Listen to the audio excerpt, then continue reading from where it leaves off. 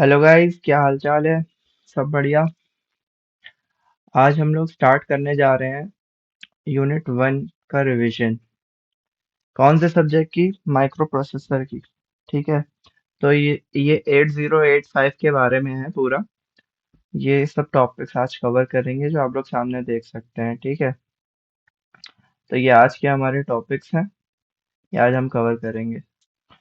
Actually मैंने देखा कि यूट्यूब पे कोई भी रिवीजन नहीं है पूरी यूनिट का। तो उस वजह से भी मैं ये वीडियो बना रहा हूँ। और कोशिश करेंगे कि 1.5 से 2 घंटे में ये यूनिट कवर करें। ठीक है। मतलब पूरी यूनिट 1.5 से 2 घंटे में कर लें। ठीक है। तो चलिए शुरू करते हैं। ठीक है। तो अब देखते हैं कि 8085 का इंट्रोडक्शन में क्या है। ठीक है। 8085 जो है वो 8 बिट का है। ठीक है। 8 बिट का माइक्रो प्रोसेसर है, यानी कि इसमें एएलयू 8 बिट का होता है। ठीक है। 8 बिट ऑपरेशन होते हैं। ठीक है। फिर इसमें 80 इंस्ट्रक्शन सेट्स हैं। ठीक है। वेरियस एलिमेंट्स, मतलब वेरियस पेरिफेरल और मेमोरी को जो है इंटरफेस भी कर सकते हैं। ठीक है।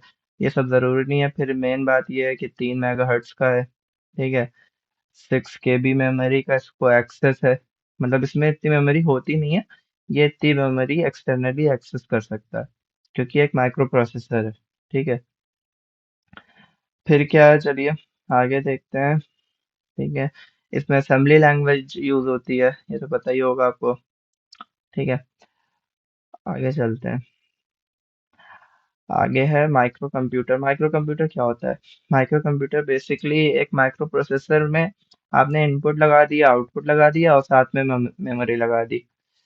अब जैसे कि फॉर एग्जांपल क्या होता है कंप्यूटर में, क्या होता है, कुछ इनपुट डिवाइसेस होती हैं, कुछ आउटपुट डिवाइसेस होती हैं। ठीक है। और उसमें अंदर हार्ड डिस्क लगी होती है, रैम लगी होती है, रोम लगी होती है।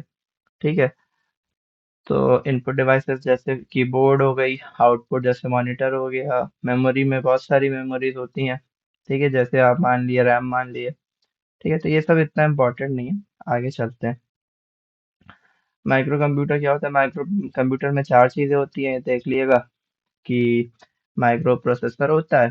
ठीक है। उसको heart of the micro computer बोलते हैं। ठीक है। फिर मेमोरी होती है और इनपुट आउटपुट होते हैं। ठीक है। फिर है आगे, मेन जो है यहाँ से शुरू है। ठीक है। तो माइक्रो प्रोसेसर क्या होता है?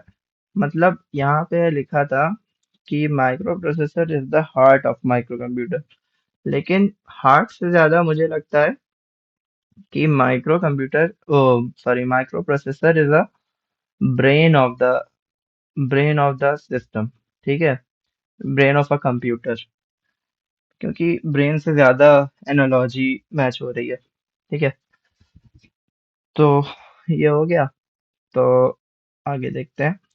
आगे देखते हैं कि माइक्रो प्रोसेसर के अंदर क्या क्या होता है। ठीक है। माइक्रो प्रोसेसर के अंदर एलयू होता है, यानी कि LU arithmetic and logic unit, जिसमें जो है लॉजिकल, अरिथमेटिक, ये सब या इस तरह के ऑपरेशंस होते हैं, यानी एडिशन, सब्ट्रैक्शन, एंड और ये सब। ठीक है। फिर एक कंट्रोल यूनिट होती है। ये सब माइक्रो प्रोसेसर के अंदर होता है। ठीक है। एलयू होता है, कंट्रोल यूनिट होती है और रजिस्टर्स होते हैं। जनरल पर्पस भी होते हैं और नॉन जनरल पर्पस भी होते हैं। ठीक है। हाँ, ये इंपॉर्टेंट है कि इसमें खुद की माइक्रो प्रोसेसर में बिल्ट इन रैम, रोम या इनपुट आउटपुट पोर्ट्स नहीं होते हैं। वो हमें बाहर लगाने पड़ते हैं। वही हम लोग इंटरफेसिंग में सीखेंगे। ठीक है। अब आगे चलते हैं। ठीक है।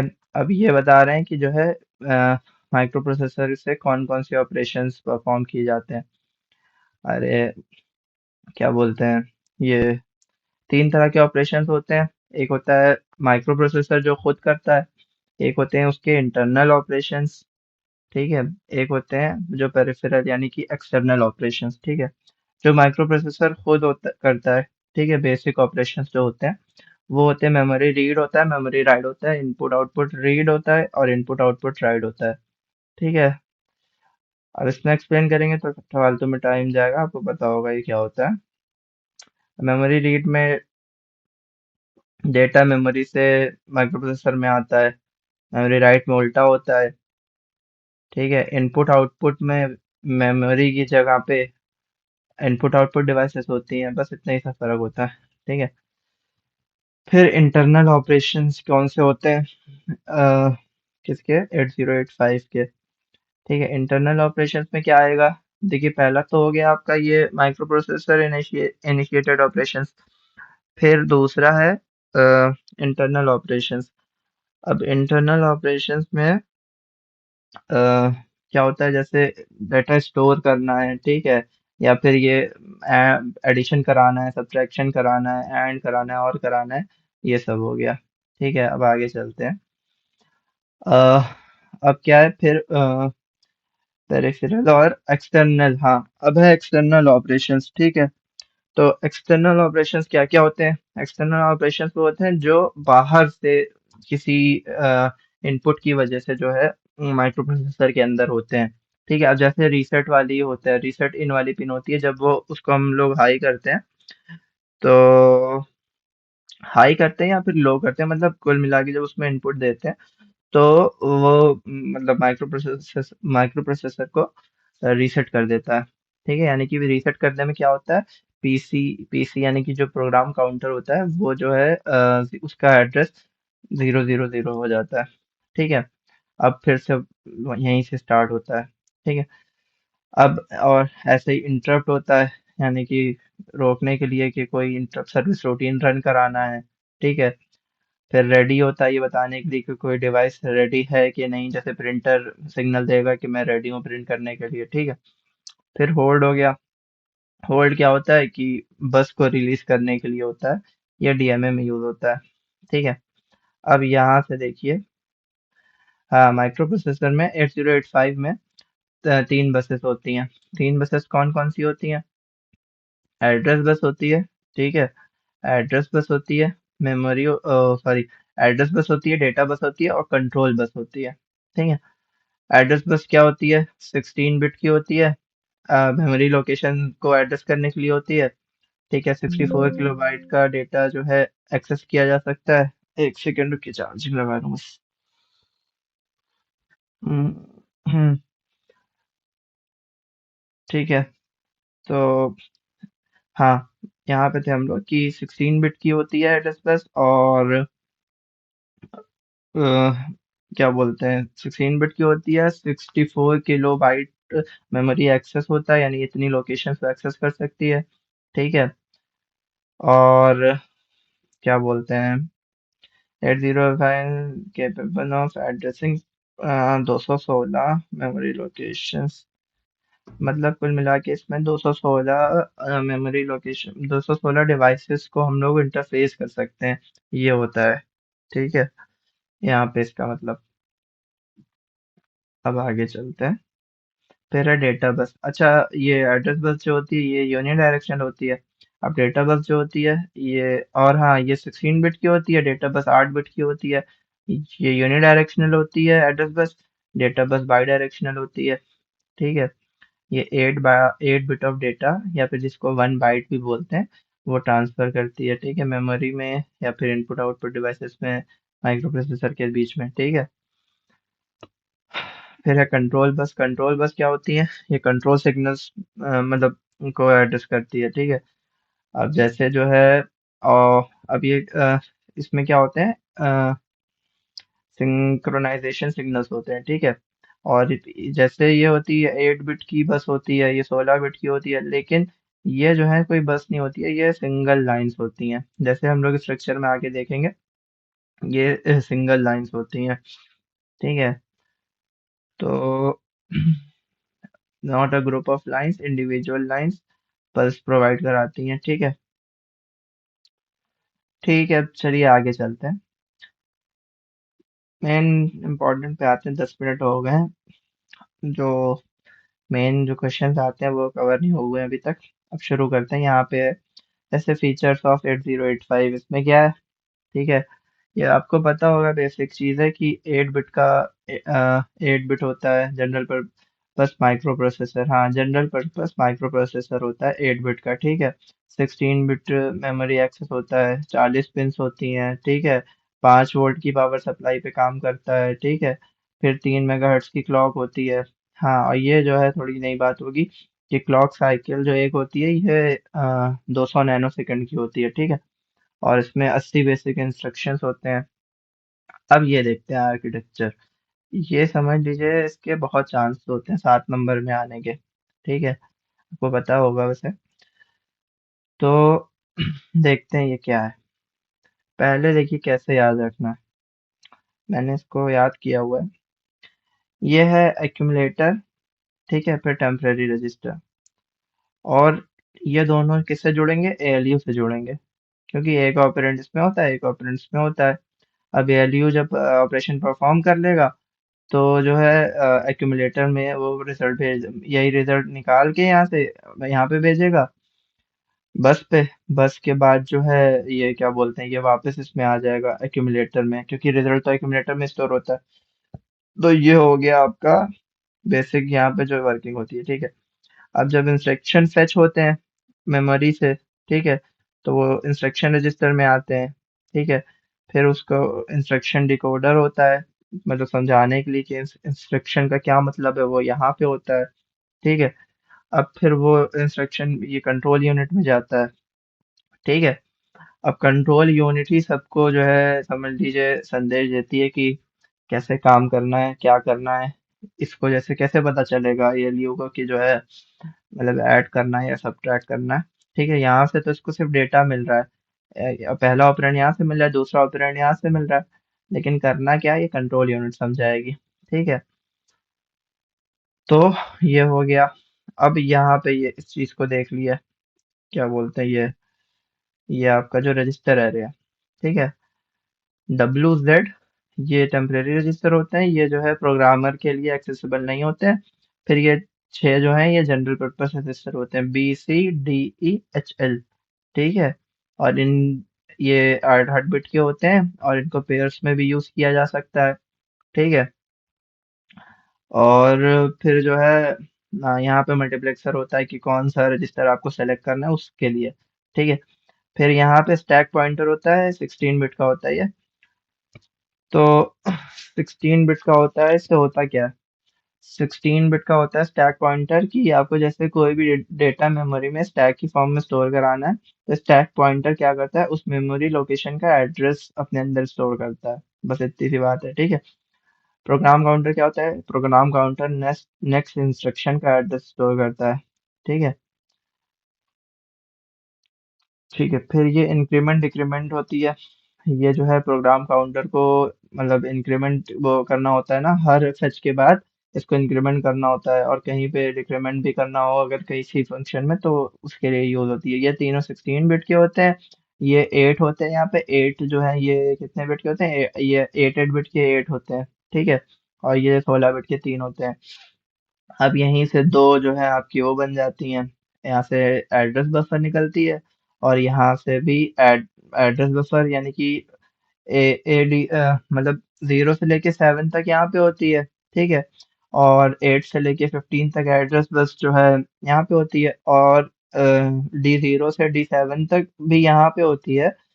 लेकिन क्या होता है वो लैचिंग के जरिए, कभी जो है इसी लाइन को हम लोग एड्रेस बस की तरह यूज करते हैं, कभी इसी लाइन को जो है अ, उसकी तरह यूज करते हैं, डेटा बस की तरह, ठीक है।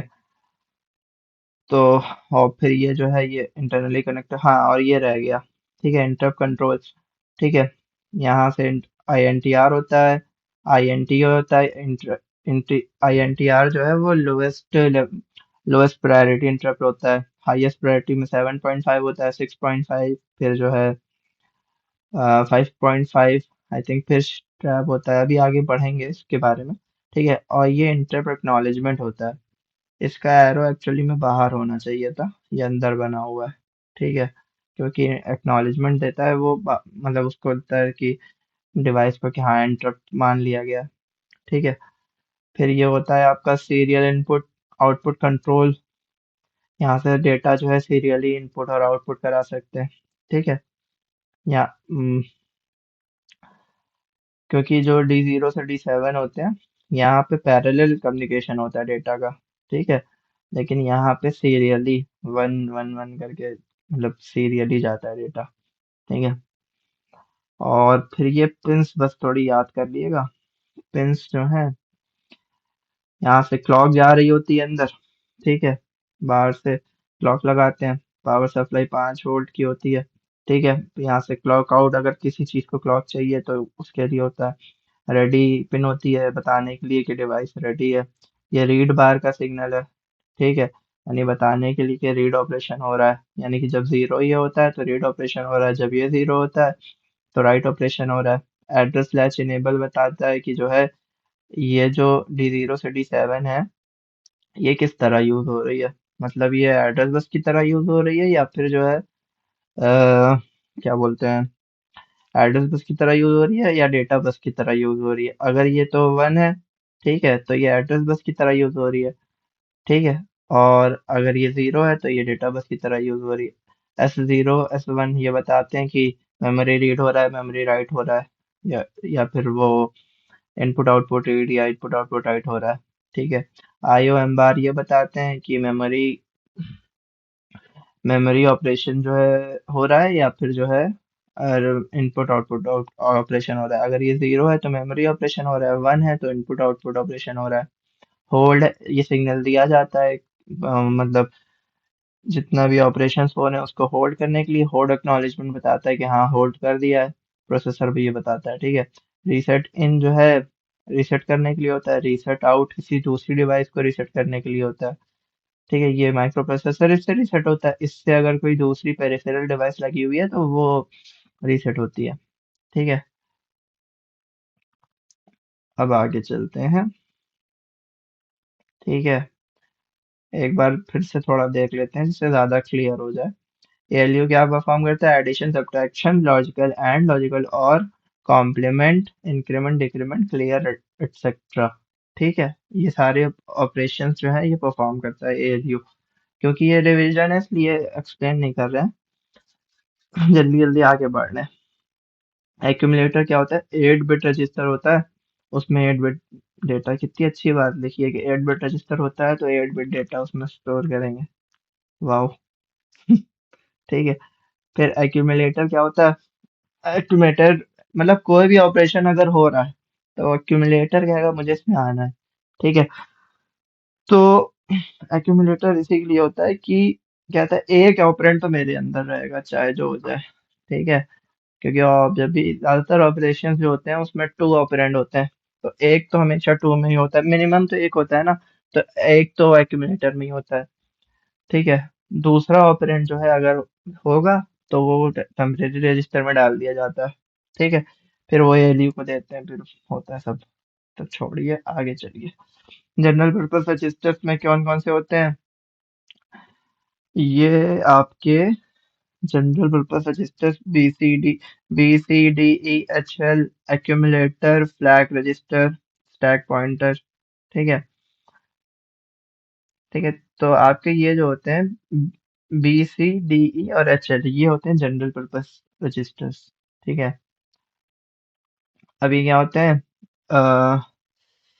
रजिस्टर। ठीक है, तो जनरल पर्पस रजिस्टर देख रहे हैं। तो जनरल पर्पस रजिस्टर्स होते हैं कि मतलब जो जनरली प्रोग्रामर जो है उसके लिए एक्सेसिबल होते हैं, उन्हीं को जनरल पर्पस रजिस्टर्स बोला जाता है। देखिए, ये तो एक्यूमुलेटर जो होता है वो अलग ही होता है। हालांकि वो भी जनरल पर्पस के लिए यूज होता है, लेकिन उसका रोल थोड़ा अलग है। क्यों? क्योंकि उसमें हमेशा एक डेटा स्टोर होता है। ठीक, उसके अलावा जो रजिस्टर्स हैं BCDE और HL, इनको जनरल पर्पस रजिस्टर बोला जाता है। ये 6 होते हैं। ठीक है। इसमें भी डेटा ही स्टोर होता है हर रजिस्टर की तरह। बस ये होता है कि ये प्रोग्रामर के लिए एक्सेसिबल होते हैं। ठीक है। General purpose registers 8 bit data को स्टोर करते हैं। इनको हम लोग पेयर में भी यूज कर सकते हैं। ठीक है। जैसे BC का पेयर बना के 16 बिट बन जाएगा, DE का पेयर बना के फिर 16 बिट बन जाएगा। अच्छा, इसमें जो बी होता है, बी में जो है हायर ऑर्डर का डेटा स्टोर होता है, और सी में जो है लोअर ऑर्डर का डेटा स्टोर होता है। ऐसे ही डी में हायर, ई में लोअर, ऐसे ही एच में हायर, एल में लोअर। ठीक है। और HL पेयर जो है मेमोरी पॉइंटर की तरह भी वर्क करता है। यानी कि एक चीज होती है M, एम से हम लोग उसे रिप्रेजेंट करते हैं प्रोग्राम में। तो एम जो है, एम ये रिप्रेजेंट करता है कि जैसे मान लिए एच एल पेयर में आपका कोई एड्रेस है, मान लिए F0A6, ये है F0A6 एच एल पेयर के अंदर है। ठीक है। तो अब ये जो मेमोरी लोकेशन होगी जिसका एड्रेस होगा F0A6, ठीक है, F0A6 जो मेमोरी लोकेशन होगी, उस मेमोरी लोकेशन पे जो डेटा होगा, ठीक है, वो होगा M। उस डेटा को हम लोग M कहेंगे। तो इसीलिए इसे बोलते हैं कि H L pair works as a memory pointer. यानी एच एल पेयर में जो एड्रेस होगा, उस मेमोरी लोकेशन पे जो डेटा होगा, वो हम लोग एक्सेस कर सकते हैं with the help of M। ठीक है। आगे क्या है? Memory pointer hold. ठीक है, ये इंपॉर्टेंट नहीं है, आगे चलते हैं। फिर है प्रोग्राम काउंटर। प्रोग्राम काउंटर क्या होता है? 16 बिट रजिस्टर होता है। Address of next instruction you होता है इसके अंदर, मतलब नेक्स्ट इंस्ट्रक्शन का जो भी एड्रेस है वो इसके अंदर होता है। हर बार फेचिंग के बाद इसका जो है, मतलब हर बार जब इंस्ट्रक्शन फेच होता है मेमोरी से, तो अ, तो इसका काउंट खुद ब खुद बढ़ जाता है। मतलब वो जो इंक्रीमेंट डिक्रीमेंट लैच थी उससे बढ़ जाता है। ठीक है, ताकि नेक्स्ट एड्रेस पे वो पॉइंट कर सके। ठीक है, 0 0 से शुरू होता है। पहला पहला मान लीजिए जो है, क्या बोलते हैं, पहला आपका जो इंस्ट्रक्शन है वो इस मेमोरी लोकेशन पे है। फिर दूसरा कहाँ होगा? 0 0 1 पे होगा। तो फिर वो इंक्रीमेंट होके ऐसे ही वो बढ़ता जाता है। तो प्रोग्राम काउंटर में क्या होता है? एड्रेस ऑफ नेक्स्ट इंस्ट्रक्शन होता है और ये खुद ब खुद इंक्रीमेंट होता है, और जब माइक्रो प्रोसेसर रीसेट होता है तो ये 0 0 0 हो जाता है। ठीक है, बाय डिफॉल्ट एड्रेस इसका ये है। ठीक है। अब स्टैक क्या होता है? Stack is a region in the memory use for storing temporary data. मतलब टेम्परेरी डेटा को स्टोर करने के लिए स्टैक यूज होता है। ठीक है। और स्टैक पॉइंटर क्या होता है? स्टैक पॉइंटर स्टैक के जो टॉप का मेमोरी लोकेशन होती है उसका जो है एड्रेस स्टैक पॉइंटर में स्टोर होता है। ठीक है। अ, और ये इम्पोर्टेंट है कि ये सेक्शन ऑफ रैम होता है। रैम में स्टैक को रैम में होता है, मतलब स्टैक। ठीक है, रैंडम एक्सेस मेमोरी जो होती है। ठीक है। अब ये सीपीयू यूज करता है इंफॉर्मेशन को टेम्परेरी स्टोर करने के लिए। और स्टैक के अंदर डेटा भी हो सकता है और एड्रेस भी हो सकता है। ठीक है।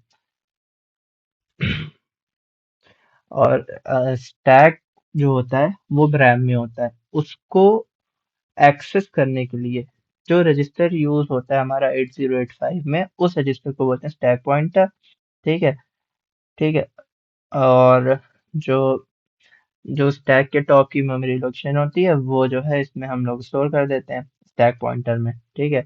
पुश जब करते हैं तो हमें डेटा मिलता, मतलब डेटा स्टोर करते हैं स्टैक में, और जब पॉप करते हैं तो हमें डेटा मिल जाता है। जब पुश करते हैं तो एड्रेस इंक्रीमेंट ये देखना पड़ेगा, पुश करने पे एड्रेस इंक्रीमेंट होता है या फिर डिक्रीमेंट होता है। ठीक है। अभी आगे चल के अभी एक चीज है वो बताएंगे। ठीक है। अब है टेम्परेरी रजिस्टर। टेम्परेरी रजिस्टर क्या होता है? टेम्परेरी रजिस्टर 8 बिट का रजिस्टर होता है। ठीक है, मतलब बेसिकली ये एक्यूमुलेटर के साथ साथ काम करता है, यानी कि एक ऑपरेंड एक्यूमुलेटर में होता है, एक इसमें होता है। ठीक है। और ये इंपॉर्टेंट है कि जनरल पर्पस नहीं है। क्यों नहीं है? Because it is not accessible by the programmer. ठीक है, आगे चलते हैं। इट इज कम्प्लीटली, हाँ ये लिखा है ना, इनएक्सेसिबल टू प्रोग्रामर्स। ठीक है। फिर है आपका स्टेटस। हाँ, ये याद रखने की एक ट्रिक मैंने बनाई थी।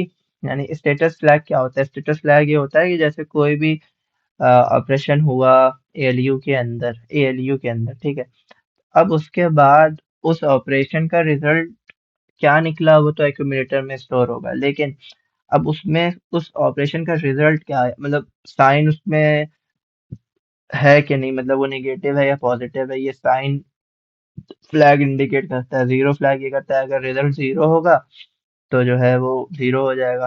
ठीक है, ये मतलब ये वन हो जाएगा। अगर रिजल्ट जीरो आएगा तो जीरो फ्लैग वन हो जाएगा। ठीक है, साइन फ्लैग अगर जीरो होता है तो आपका रिजल्ट पॉजिटिव है। साइन फ्लैग अगर जो है 1 होता है तो रिजल्ट नेगेटिव है। ऑक्सिलरी कैरी क्या होता है? यानी कि मान लीजिए एडिशन हुआ, ठीक है। एडिशन होने के बाद, ठीक है, जैसे मान लिए दो 8 बिट के बाइनरी नंबर्स थे, उनको ऐड किया गया। अब ऐड करने के बाद अगर D3 वाला, मतलब मान लीजिए D3 में यहाँ पे भी 1 था और इसके नीचे भी 1 था। अब इन दोनों को जब ऐड किया जाएगा तो 1 1 0 हो जाएगा, यहाँ पे 0 हो जाएगा, ठीक है। और यहाँ से फिर यहाँ पे एक कैरी आएगा। तो वही कहते हैं, जब अगर दो नंबर के एडिशन में अगर एक कैरी जनरेट हो रहा है D3 से D4 में, तब ऑक्सिलरी कैरी सेट हो जाता है, यानी सेट हो जाता है, 1 हो जाता है। ठीक है। पैरिटी फ्लैग होता है, पैरिटी फ्लैग काउंट करता है कि अगर, क्या बोलते हैं, अगर नंबर ऑफ वंस इवन है तो 1 हो जाता है ये। अगर नंबर ऑफ वंस हमारे रिजल्ट में, यानी कि जो भी हमारा ऑपरेशन परफॉर्म हुआ एएलयू में, उसके बाद जो रिजल्ट आया, उसमें अगर नंबर ऑफ वंस इवन है तो ये 1 होता है। अगर नंबर ऑफ वंस उसमें ऑड है तो ये क्या होता है, ये तो 0 रहता है। ठीक है। और फिर कैरी कब जनरेट होता है? कैरी जब जनरेट होता है जब आपका D7 के बाद एक कैरी जनरेट हो एडिशन के बाद, तो तब कैरी फ्लैग 1 हो जाता है। या फिर सब्ट्रैक्शन में बोरो हुआ हो, तब जो है आपका कैरी फ्लैग 1 होता है। अच्छा, ये कभी जैसे एग्जाम में आएगा ना, तो ये बना देंगे तो अच्छे नंबर मिल सकते हैं। तो उस इस वजह से मैंने इसको याद रखने के लिए एक ट्रिक बनाई है। वो क्या है? वो ट्रिक ये है कि संतरा हुजूर, ना अच्छा ना पक्का ना कच्चा। तो इसका क्या मतलब है कि संतरा, ठीक है, एक संतरा था, उसको तमीज से, लखनऊ की तमीज में बुला रहे हैं, तो बोल रहे हैं संतरा हुजूर ना अच्छा है, ठीक है, और ना पक्का है और ना ही कच्चा है। ये चाचा नहीं है, ये कच्चा है, ठीक है। गलत लिखा होगा मे भी। तो ये याद रखना, संतरा हुजूर ना अच्छा ना कच्चा ना पक्का। अच्छा, जहां भी ना आएगा तो मतलब उसको ब्लैंक छोड़ना। अब जैसे संतरा, एस फॉर संतरा, हुजूर से जेड ले लेना, ये थोड़ा सा याद रखना, ठीक है। ना जहाँ भी आएगा वहां ब्लैंक। ना अच्छा, अच्छा एसी, ठीक है, ना पक्का, ठीक है, समझ गए, और ना कच्चा, ठीक है। तो ये हो गया आपका स्टेटस फ्लैग। अब इसे में मैंने समझा दिया है। अगर आपको जो है पढ़ना हो तो पढ़ लिएगा इसमें, ठीक है। फिर अब आगे चलते हैं। Timing and control unit. अच्छा, अभी टाइमिंग एंड कंट्रोल यूनिट करने से पहले अभी हम लोगों ने ये फ्लैग खत्म किया है, तो फ्लैग का क्वेश्चन देख लेते हैं, ठीक है। तो उससे आपका पूरा क्लियर हो जाएगा, मैं जो कह रहा था ना। तो अब जैसे देखिए, जैसे ये हेक्सा में ये दो नंबर थे, इनको ऐड करना था, 60H और 80H, इन दोनों को ऐड करना था। तो 60 को ऐसे लिखेंगे, यानी कि 8, ये 8 हो गया, फिर ये 0 हो गया, ऐसे ही ये यहाँ तक 6 हो गया, फिर ये 0 हो गया, ठीक है। तो अब जब हम इसको करेंगे तो देखिए, 0 0 0 0 0 0 0 0 0 1 1 0 1 1 1 0 1, ठीक है। तो ये हमारा E0 बन गया।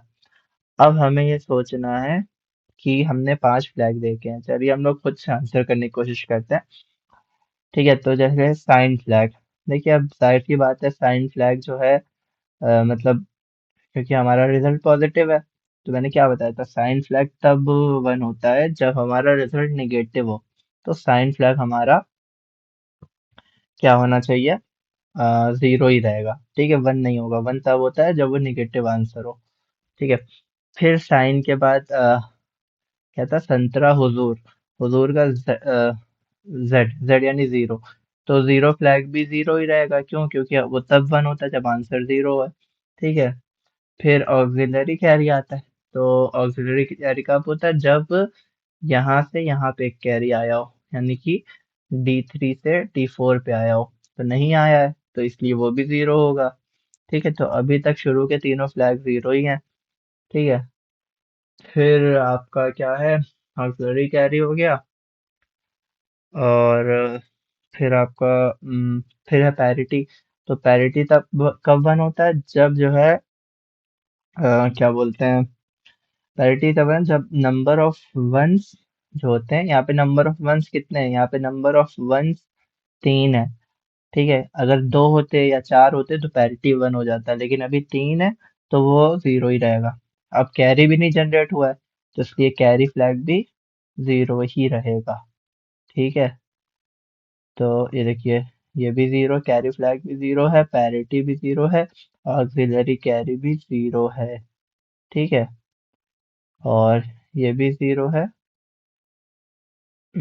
थोड़ी सी कंफ्यूजन थी। एक्चुअली साइन फ्लैग जो है वो मोस्ट सिग्निफिकेंट बिट को ही सिर्फ देखता है। अगर वो 1 होगी तो 1 हो जाएगा, अगर वो 0 होगी तो वो 0 रहेगा, जैसा कि यहाँ पे लिखा है। ठीक है, जैसा कि ये लिखा हुआ है। लेकिन अब यहाँ पे देखते हैं, ये जब दो नंबर यहाँ पे ऐड हो रहे हैं, आप कहेंगे ये दोनों पॉजिटिव नंबर्स ऐड हो रहे हैं, तो हमारा रिजल्ट क्यों नेगेटिव आ रहा है। ठीक है, मतलब यानी कि ये रिजल्ट जो है हमारा, ये नेगेटिव क्यों आ रहा है। ठीक है, बहुत बढ़िया क्वेश्चन है ये मेरे। ठीक है, ये जो 1 के बाद 7 जीरो है, ये जो है -128 को रिप्रेजेंट करता है, क्योंकि टूज कॉम्प्लीमेंट में होता है। टूज कॉम्प्लीमेंट लेके फिर जब हम 1 ऐड करेंगे तो ये -128 होगा, और ये 96 होगा डेसिमल में। ठीक है, देखिए ये हेक्सा में लिखा है, ये बाइनरी में लिखा है, ये आपका डेसिमल में लिखा है। तो अब जब -128 96 को ऐड करेंगे तो 32 आना चाहिए, -32। अब देखिए जो हमारा आंसर आया, जब हम इसका क्योंकि ये वाली हमारी जो बिट है ये साइन बिट है। ठीक है, अगर ये 1 होगी तो मतलब आंसर नेगेटिव है, तो चलो आंसर नेगेटिव है ये तो ठीक है। 32 कैसे होगा, जब आप इसका टूज कॉम्प्लीमेंट लेके उसमें 1 ऐड करेंगे तो आपको क्या बोलते हैं 32 मिल जाएगा। ठीक है, तो ये है साइन बिट के बारे में। अब हम लोग चलते हैं टाइमिंग एंड कंट्रोल यूनिट पे। ठीक है, तो टाइमिंग एंड कंट्रोल यूनिट क्या होती है।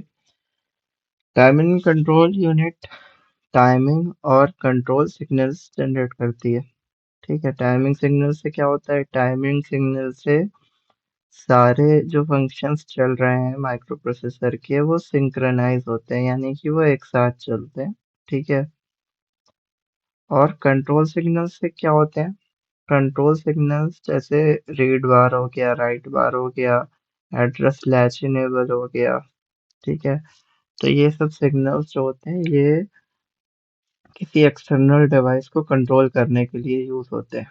ठीक है, और टाइमिंग कंट्रोल जो है इंटरनल डिवाइसेस जो होती हैं माइक्रो प्रोसेसर की, जैसे एएलयू हो गई, जो उसमें एक कंट्रोल बस कनेक्ट होती है, तो इंटरनल डिवाइसेस को भी कंट्रोल करती है टाइमिंग एंड कंट्रोल यूनिट। ठीक है, अब आता है हमारा इंस्ट्रक्शन रजिस्टर एंड डिकोडर। ठीक है, तो अब हमारा जो प्रोग्राम है वो मेमोरी में होता है, तो हम क्या करते हैं, एक एक इंस्ट्रक्शंस लेके आते हैं, एक एक इंस्ट्रक्शंस हम मेमोरी से इसमें अपना हमारे इंस्ट्रक्शन रजिस्टर में लाके स्टोर करते हैं। ठीक है, फिर हम उसे, क्योंकि वो इंस्ट्रक्शन असेंबली लैंग्वेज में होता है तो वो समझा नहीं जा सकता माइक्रो प्रोसेसर के द्वारा। ठीक है, तो उसको समझने के लिए उसको डिकोडर की जरूरत होती है। तो डिकोडर जो है क्या करता है कि आपका जो असेंबली असेंबली इंस्ट्रक्शन होता है उसको जो है बाइनरी में चेंज कर देता है। ठीक है, तो यही काम इंस्ट्रक्शन रजिस्टर और डिकोडर का होता है। रजिस्टर स्टोर करता है, डिकोडर डिकोड करता है। ठीक है, और ये इंस्ट्रक्शन रजिस्टर प्रोग्रामर जो है उसको एक्सेस नहीं कर सकता। ठीक है, फिर रजिस्टर है, एरे में जो ये टेम्परेरी रजिस्टर होते हैं WZ, ये टेम्परेरी रजिस्टर होते हैं, ये टेम्परेरी डेटा स्टोर करने के लिए काम आते हैं, और ये इसे जो माइक्रो प्रोसेसर है वो खुद यूज करता है, प्रोग्रामर इसको नहीं यूज कर सकते। ठीक है, तो जैसे मानिए जंप कहीं लिखा है आपके प्रोग्राम में, तो क्या होता है कि उस एड्रेस पे, जिस एड्रेस पे जंप किया जाता है वहां पे जाता है, फिर वो वाला प्रोग्राम रन होता है, फिर वापस आता है। तो वापस आने के लिए एड्रेस कहीं टेम्परेरी स्टोर करना पड़ता है। तो इसलिए वो एड्रेस स्टोर होता है डब्ल्यू या जेड में। ठीक है। तो ऐसे ही डब्ल्यू जेड के और भी काम होते हैं, मतलब एलडीए में भी काम आता है, इन आउट पर भी काम आता है। ठीक है। अब चलते हैं हम लोग एड्रेस बस और डेटा बस के बारे में पढ़ते हैं। ठीक है। एड्रेस बस क्या होती है? 16 बिट की बस होती है। फिजिकल लाइंस होती हैं, यानी कि वायर्स होते हैं। और address address bus address memory address carry करता है। ठीक है। फिर क्या है? आ,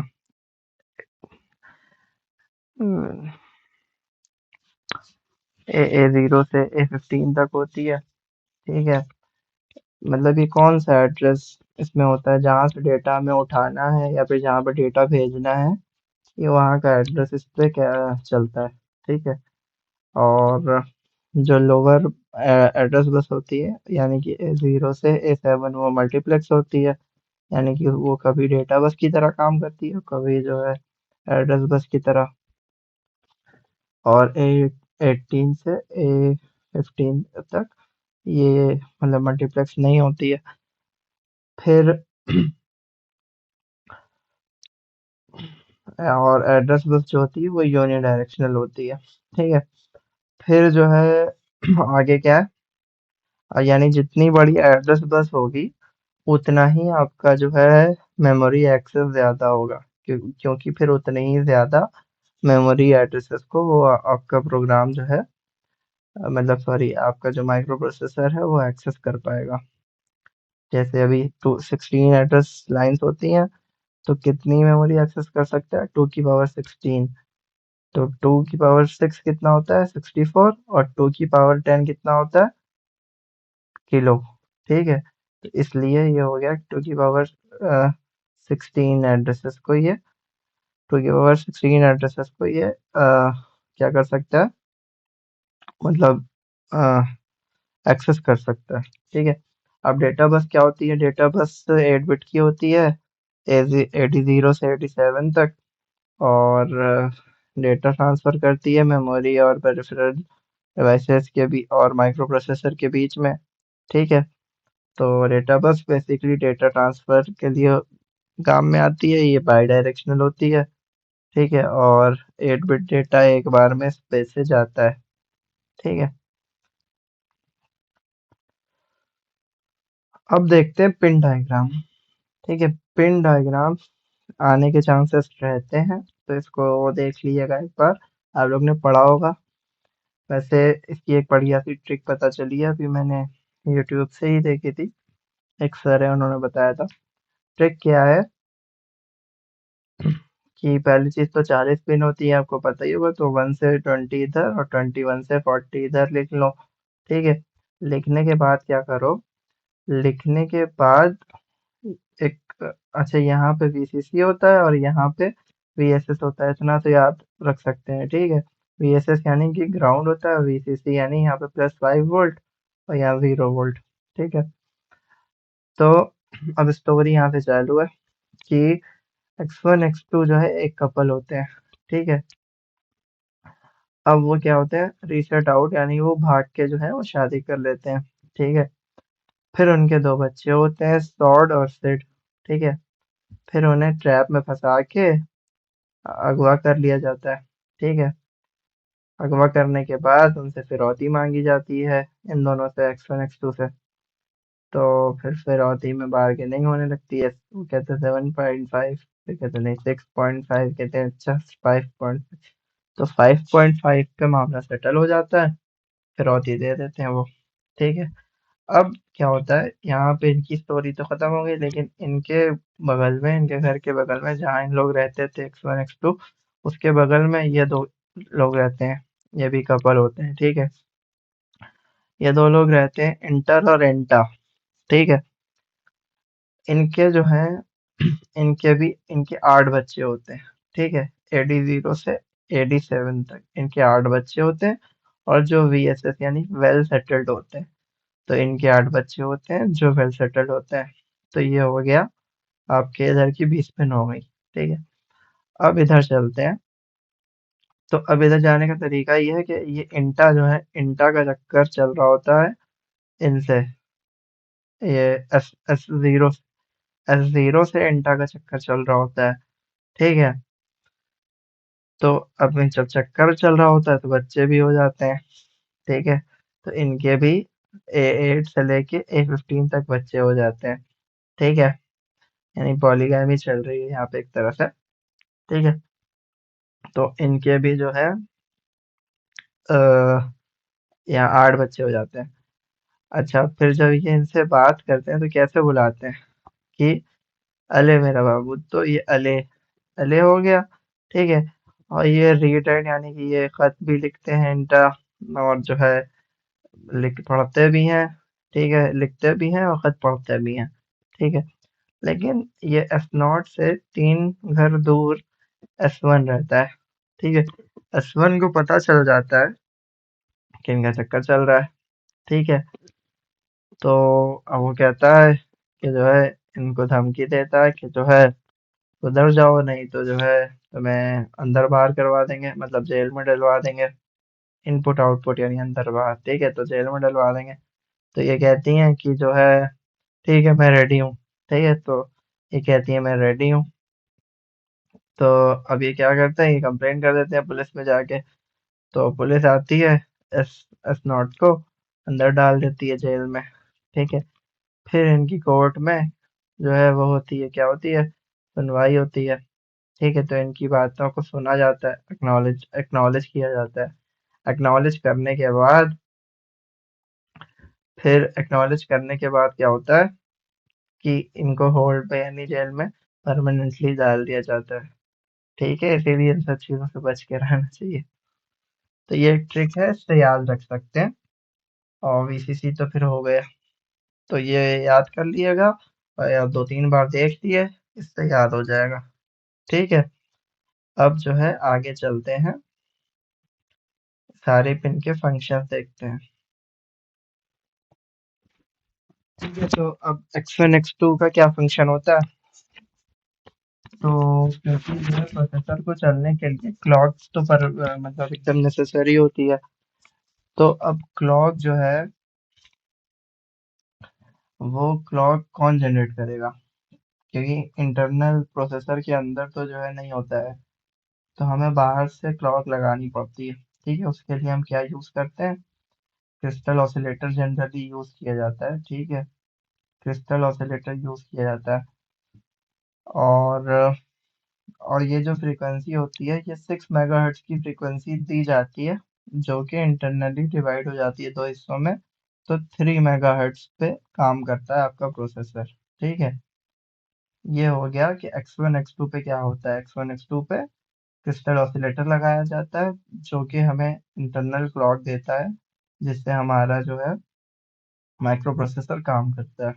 ठीक है। फिर है हमारा रीसेट आउट। ठीक है। ये कैसे काम करता है,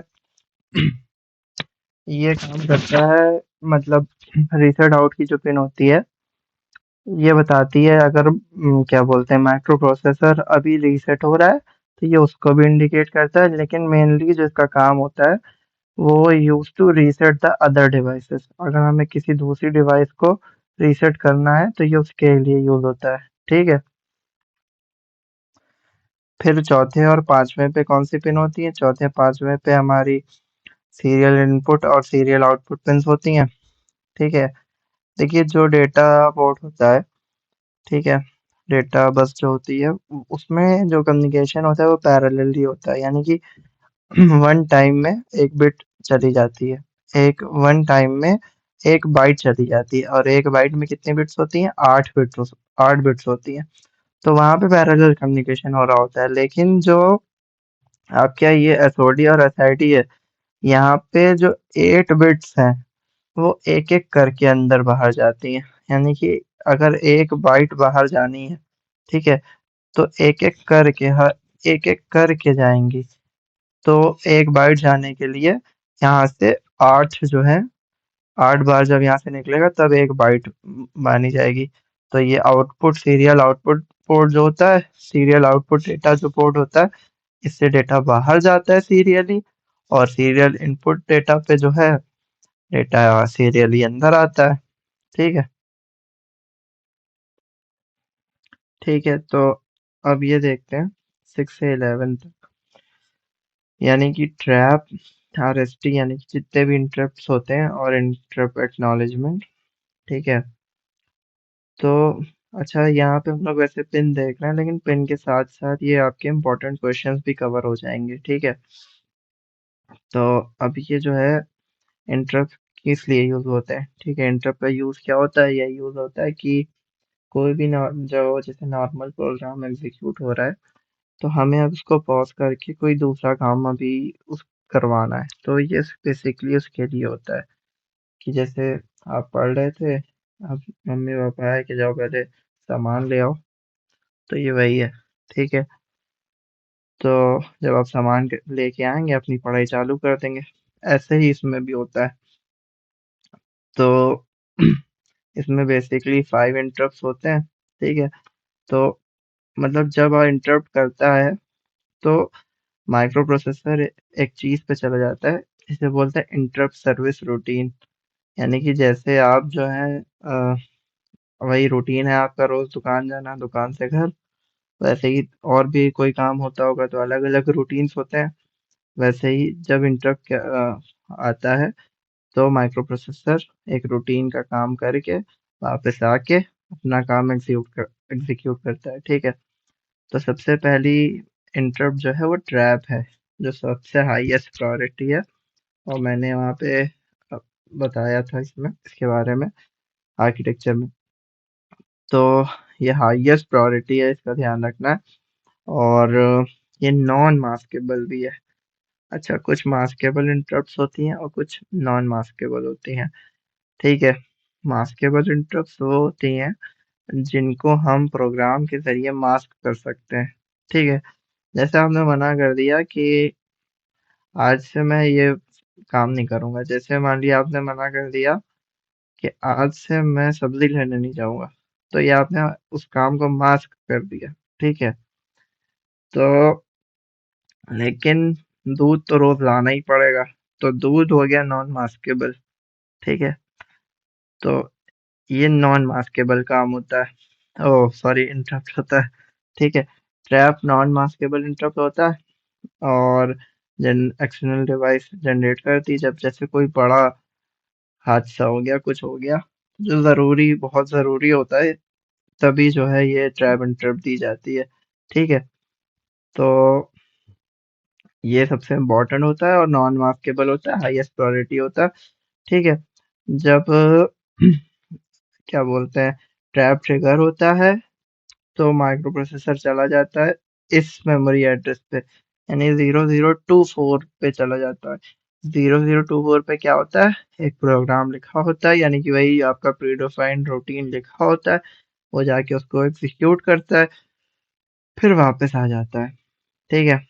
और ट्रैप हाईएस्ट प्रायोरिटी है, और कैन नॉट बी डिसेबल्ड, मतलब वही नॉन मास्केबल। ठीक है। फिर आता है RST 7.5, सेकेंड हाईएस्ट प्रायोरिटी है। ठीक है। ये जो है मास्केबल है, ये नॉन मास्केबल था, ये मास्केबल है, यानी सॉफ्टवेयर से इसको मास्क कर सकते हैं। ठीक है। और ये वही चीज हो गई। और इस ट्रिगर, और इसका जो ISR एड्रेस है, इसको ISR एड्रेस बोलते हैं, और 002C है। बेसिकली ये जो है ना आपका 0024, बस आपको याद रखना है। उसके बाद 4 है, वो 8 ऐड करते जाइए, 8। तो जब इसमें 24 में 8 जोड़ेंगे तो कितना होगा? 24 में जब 8 जोड़ेंगे, 4, मतलब पहले 8 की बजाय पहले 6 जोड़िए, 6 जोड़िए 10 होगा। 10 मतलब ए होता है। फिर 2 और जोड़िएगा तो 12 हो जाएगा। तो ये 12, 12 मतलब सी होता है, तो इसलिए यहाँ पे ये 2C हो जाएगा। ठीक है। ऐसे ये सेकंड हाईएस्ट प्रायोरिटी है। फिर 6.5 है, ये भी मास्केबल है, और इसमें भी जब 8 जोड़ देंगे तो ये भी ये 0034 हो जाएगा। ठीक है।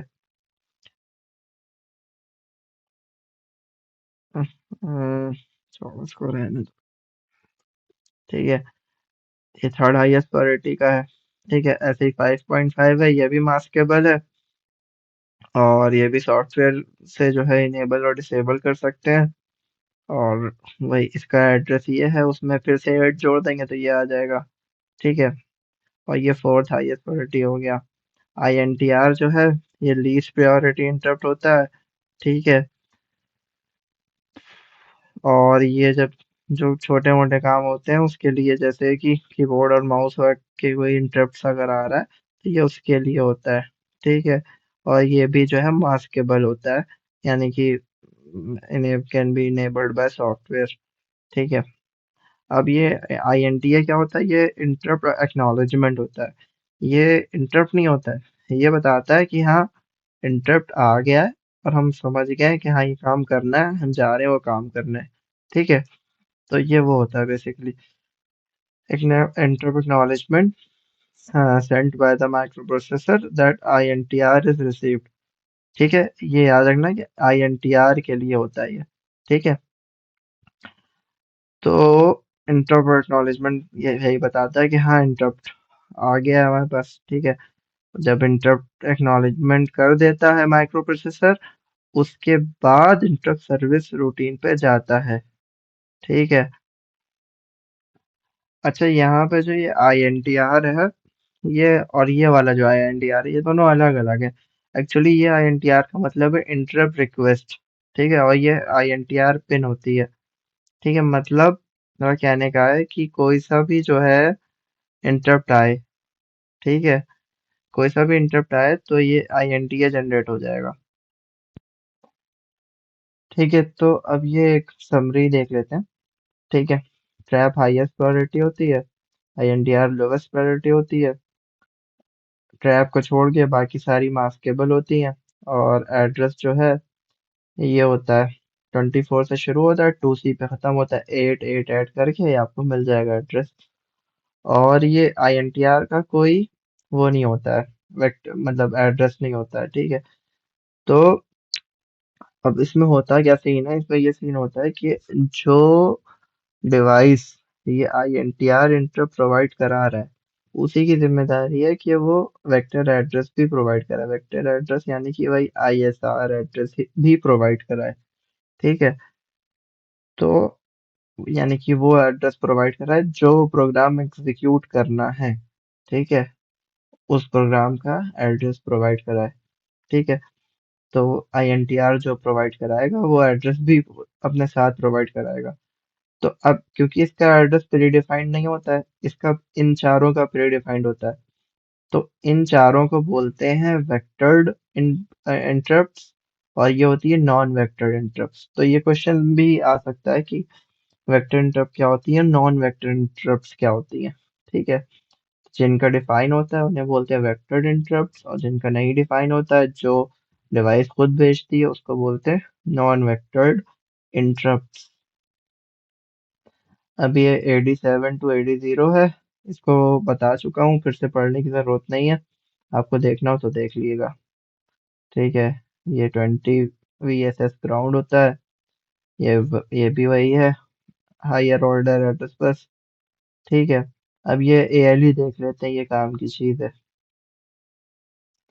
ALE का क्या सीन होता है? जब ALE 1 होता है तो जो है माइक्रो प्रोसेसर जो है वो एड्रेस बस की तरह बिहेव करता है। यानी कि ए सॉरी, माइक्रो प्रोसेसर नहीं, जो A0 से A7 वाली लाइन होती है, यानी AD0 से AD7 वाली, वो एड्रेस बस की तरह बिहेव करती है। और क्या बोलते हैं, अगर ये 0 होता है तो वो डेटा बस की तरह बिहेव करती है।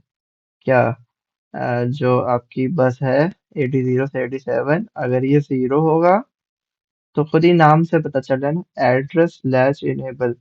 यानी कि ये तभी जब ये खुद 1 होगा तो एड्रेस लैच इनेबल होगी, अगर ये 0 होगा data latch enable, data bus enable होगी। फिर आपके ये राइट बार और रीड बार होते हैं, ये एक्टिव लो सिग्नल्स होते हैं। ठीक है। और यानी कि और ये किस लिए यूज होते हैं? जब हम लोग मेमोरी और या फिर पेरिफेरल डिवाइसेस इंटरफेस करते हैं तो हम इसको उसमें लगाते हैं। या आउटपुट सिग्नल होता है ना माइक्रो प्रोसेसर का, तो इसको हम लोग मेमोरी में लगाते हैं, यानी जब हमें राइट ऑपरेशन करना होता है तो हम इसे इनेबल करते हैं। ठीक है, तो क्योंकि ये एक्टिव लो है तो ये जीरो पे इनेबल कहलाता है। ठीक है, ऐसे ही जब राइट करना होता है तो राइट बार को जीरो करते हैं, लेकिन जब हमें रीड करना होता है, जैसे मान लीजिए मेमोरी से रीड करना है या फिर पेरिफेरल मतलब इनपुट आउटपुट डिवाइसेस से भी रीड कर सकते हैं, तब हम रीड बार को जीरो कर देते हैं।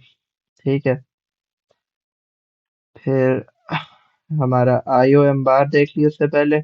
आईओ एम बार क्या होता है? आईओ एम बार जो होता है वो ये बताता है मेमोरी ऑपरेशन होना है या फिर जो है क्या बोलते हैं, मेमोरी ऑपरेशन होना है या फिर आपका इनपुट आउटपुट ऑपरेशन होना है। तो आईओ एम बार होता है ना, तो एम बार मतलब एक्टिव लो, यानी कि जब जब जो है ये सिग्नल जीरो होगा तो मेमोरी ऑपरेशन होगा, और ये जब सिग्नल वन होगा तो हमारा इनपुट आउटपुट ऑपरेशन हो रहा होगा। अब एस जीरो एस वन जो स्टेटस वाले होते हैं इनको भी देख लेते हैं। जब ये जीरो होता है तो जो है नो ऑपरेशन, और जब ये वन होता है तो राइट, जब ये टू होता है तो रीड, और जब ये थ्री होता है तो फेच। यानी कि ये सारे ऑपरेशंस हो रहे हैं, ये हम एस वन और एस जीरो को देख के बता सकते हैं। ठीक है, अभी ये रेडी सिग्नल क्या होता है? रेडी सिग्नल जो है वो बाहर से अंदर आता है, यानी कि जैसे एक्सटर्नल डिवाइसेस से, यानी पेरिफेरल डिवाइसेस जो होती है उससे आता है माइक्रो प्रोसेसर के पास, ये बताने के लिए कि I am ready, you can send me data. ठीक है, तो ये बेसिकली रेडी सिग्नल का काम होता है। ठीक है, जब भी रेडी वन होता है मतलब पेरिफेरल रेडी है। ठीक है, रेडी जीरो है मतलब पेरिफेरल डिवाइस अभी रेडी नहीं है, माइक्रो प्रोसेसर वेट करता है तब तक। ठीक है, अब रीसेट इन जो होता है ये भी एक्टिव लो सिग्नल है।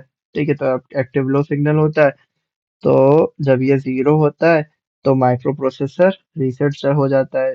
रीसेट मैंने बताया था, रीसेट क्या होता है, जो कि उसमें प्रोग्राम काउंटर क्लियर हो जाता है, यानी कि उसकी वैल्यू जीरो जीरो हो जाती है। ठीक है, अब क्लॉक आउट क्या होती है? क्लॉक आउट बेसिकली हमें कहीं मतलब कहीं जो हमने क्या बोलते हैं, जो क्रिस्टल ऑसिलेटर जो क्लॉक लगाई थी उसको कहीं और भी यूज करना है तो हम यहाँ से क्लॉक आउट से, जैसे मान लिया हमें किसी अदर डिवाइसेस में लगाना है तो उसके लिए यूज होती है।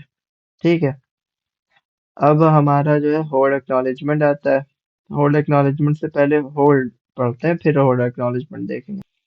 तो बेसिकली ये उसमें यूज होता है डायरेक्ट मेमोरी एड्रेसिंग में, यानी कि जब जो है इनपुट आउटपुट डिवाइसेस को डायरेक्टली मेमोरी से अगर बात करनी है तो क्या क्या होता है कि होल्ड सिग्नल आता है। तो होल्ड सिग्नल जब आता है तो माइक्रो प्रोसेसर क्या करता है, जो बस होती है, डेटा बस हो या एड्रेस बस हो, उसका कंट्रोल जो है अपने पास से छोड़ के इन दोनों को दे देता है। इन दोनों को किसको? इनपुट आउटपुट डिवाइसेस और मेमोरी को दे देता है कि तुम आपस में कनेक्ट हो जाओ। ठीक है, और मुझे फ्री कर दो। ठीक है, ठीक है, और जब होल्ड सिग्नल हट जाता है तो माइक्रो प्रोसेसर वापस से बस के ऊपर आ जाता है कि हाँ चलो वापस आ गए। ठीक है, ऐसे ही होल्ड एक्नॉलेजमेंट क्या होता है, जब हम होल्ड देते हैं तो माइक्रो प्रोसेसर होल्ड एक्नॉलेजमेंट देता है। क्या कर रहे हैं? होल्ड मतलब होल्ड कर रहे हैं मतलब बस को छोड़ रहे हैं अभी। ठीक है, और जब हमारा होल्ड एक्नॉलेजमेंट जो है क्या बोलते हैं हो जाता है, उसके बाद वो बस को लूज कर देता है, और जब काम होल्ड हट जाता है तो वो बस को गेन कर लेता है। ठीक है, और वीसीसी तो पता ही है हमको, उस पर 5 वोल्ट की डीसी सप्लाई होती है। अब आगे देखते हैं आगे क्या है। अब ये टेबल देख लेते हैं, ये भी इम्पोर्टेंट है। ठीक है, यानी ये तीनों को कंपेयर करके हम समझ सकते हैं कि कौन सा ऑपरेशन हो रहा है। ठीक है, तो अगर सब जीरो हैं तीनों तो इसका मतलब हॉल्ट अभी कुछ नहीं हो रहा है। ठीक है, अभी वहां हम लोग ने देखा था कि जीरो वन पे राइट होता है, और ये भी जीरो है तो ये मेमोरी हो रहा है, तो इसलिए मेमोरी राइट। यहाँ हमने वहां देखा था अभी ऊपर कि वन जीरो पे रीड होता है, तो इसलिए, और यहाँ पे मेमोरी जीरो है तो ये मेमोरी रीड हो जाएगा। ठीक है, ऐसे ही वहां हमने देखा था जीरो वन पे राइट होता है और यहाँ वन है इसलिए ये इनपुट आउटपुट राइट हो जाएगा। ऐसे ही ये इनपुट आउटपुट रीड हो जाएगा। ठीक है। और जब जो है वहां पे वन वन होता था तो फेच होता था। तो और यहाँ पे जीरो है तो मेमोरी है। तो ऑपकोड फेच, ऑपकोड कहाँ से फेच होता है? ऑपकोड तो मेमोरी से फेच होता है ना। तो इसलिए यहाँ पे ये जीरो है और ये वन वन है। ठीक है। और जब ये तीनों वन होते हैं तब बोला जाता है कि अभी इंटरप्ट एक्नॉलेजमेंट हो रहा है, यानी इंटरप्ट पे काम चल रहा है, यानी कि दूध लेने गए हैं। ठीक है। अब आगे चलते हैं टाइमिंग डायग्राम पे। ठीक है, अब देखते हैं टाइमिंग डायग्राम। टाइमिंग डायग्राम क्या होता है कि जो हमारी क्लॉक होती है उसके रिस्पेक्ट में हमारे कौन कौन से सिग्नल्स हाई जा रहे हैं, लो जा रहे हैं, वो हम टाइमिंग डायग्राम में बनाते हैं। ठीक है।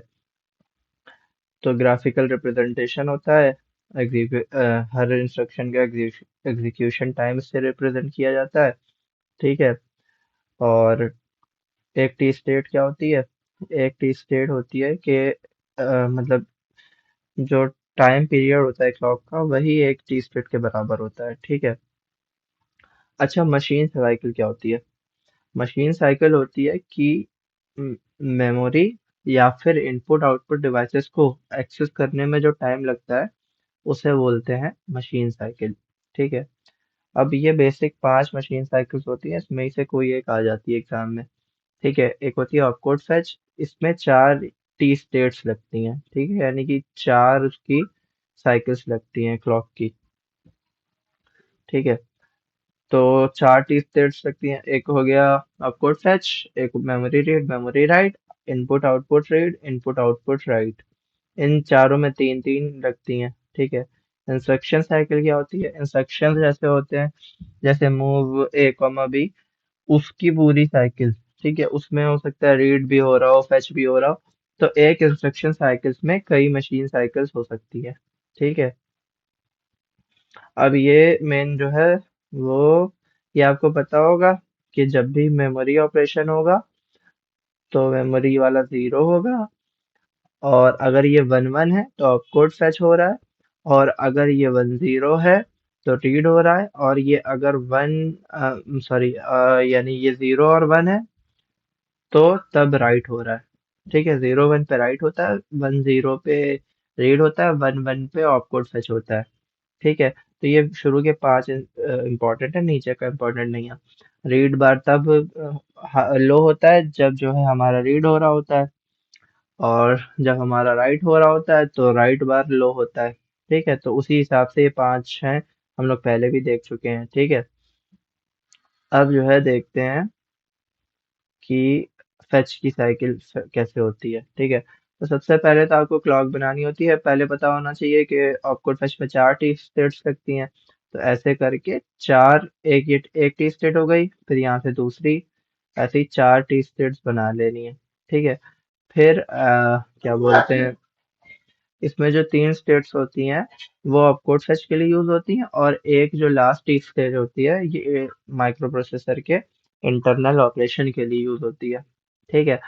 अब ये जो एड्रेस बस है और डेटा बस है, ठीक है, ये ऐसे ही बनती है। हर डायग्राम में इसको देख लीजिएगा, ऐसे ही बनती है। ठीक है। और यहाँ पे ये शुरू में, क्योंकि एडी सेवन से एडी जीरो जो है क्या बोलते हैं, इस पे एड्रेस पहले जाता है, क्योंकि ताकि पता चले कि कहाँ से हमें ऑपकोड फेच करना है। ठीक है। फिर जब जो है एड्रेस चला जाता है उसके बाद इस पे ऑपकोड ऑपकोड आता है मेमोरी से, तब ये जो है ऑपकोड मतलब तब ये डेटा बस की तरह बिहेव करती है। तो जब ये जो है एड्रेस बस की तरह बिहेव करती है उस टाइम एएलई सिग्नल हाई होता है। ठीक है। अच्छा, ये जो यहाँ पे लैग आ रहा है थोड़ा सा, ये लैग इस वजह से आता है कि जितनी देर बाद, मतलब मान लिए लैच आपकी लो हो गई, उसके कुछ टाइम लगता है उसको डेटा बस में कन्वर्ट होने में। ठीक है। तो इसलिए यहाँ पे इतना लैग आता है। और ये देख लीजिएगा, ये वाला जो कॉर्नर है वो इस कॉर्नर से मैच कर रहा है, और ये कॉर्नर इस कॉर्नर से। तो ये बहुत इंपॉर्टेंट होता है कि ऊपर नीचे मैच हो। ठीक है, मतलब टाइमिंग जो क्लॉक है आपकी, उससे जो है सारे सिग्नल्स मैच हो। ठीक है।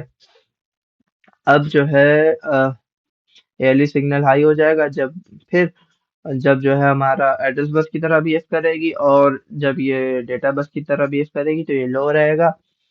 अब ये ऑपकोड फेच के लिए मेमोरी ऑपरेशन होता है, तो ये IOM बार 0 होगा, S0 S1 1 1 होगा, और रीड बार जो है वो 0 हो जाएगा जब रीड हो रहा होगा। ठीक है, तो यहाँ पे ये ऐसे बना देंगे और लिख देंगे सिंपल कि जो है IOM बार 0 है, S1 1 है, ये लिखना बहुत इंपॉर्टेंट है। ठीक है, फिर रीड बार जो है कब लो होगा, जब ऑपकोड फेच हो रहा होगा तभी जो है ये लो होगा, तो उसी टाइम पे इसको लो कर दिएगा। ठीक है, तो अगर आप ये समझ गए तो फिर सारी साइकिल्स में खाली इन सिग्नल्स को चेंज करना होता है। ठीक है, इन सिग्नल्स को चेंज करना होता है, बाकी सब सेम रहता है, और इसमें तो चार है, उसमें तीन ही टी स्टेट्स होती है। ठीक है, अब इसमें क्या है, मेमोरी रीड में कुछ नहीं है। मेमोरी रीड में IOM बार 0 होता है, बस S0 1 1 की जगह 1 0 हो जाता है, और रीड बार भी 0 रहता है। देखिए पूरा बाकी सेम है। ठीक है, फिर इसके बाद देखते हैं क्या बोलते हैं, मेमोरी राइट में क्या होता है, रीड बार की जगह बस राइट बार आ जाता है, और S1 S0 1 0 1 हो जाता है। ठीक है, ये 0 1 हो जाता है, और मेमोरी ऑपरेशन है तो ये भी 0 ही रहेगा।